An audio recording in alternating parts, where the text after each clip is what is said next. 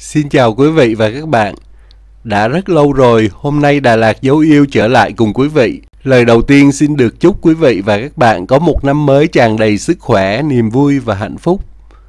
Hôm nay video này gửi đến quý vị khán giả một số khung cảnh rất sinh động của chiều và đêm mùng 2 Tết tại thành phố Đà Lạt. Có ai đó còn nhớ đến mùa xuân ở Đà Lạt không? Hay đã lãng quên thành phố mộng mơ này sau mùa dịch? Xin mời quý vị và các bạn cùng xem video.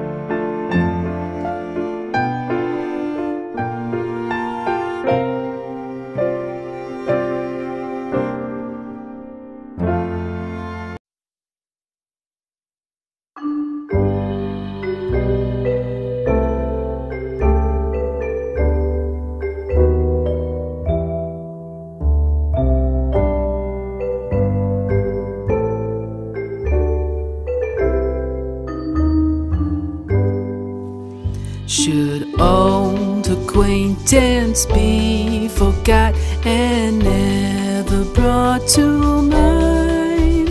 Should old acquaintance be forgot and all lang syne?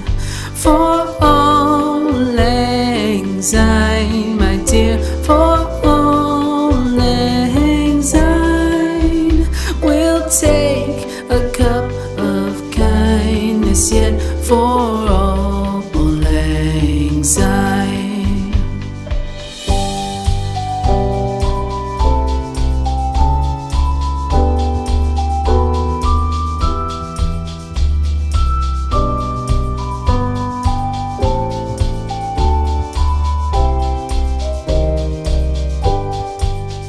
For all lang syne, my dear, for all lang syne, we'll take a cup of kindness yet for all lang syne. For all lang syne, my dear, for all lang syne, we'll take a cup of kindness yet for all lang syne.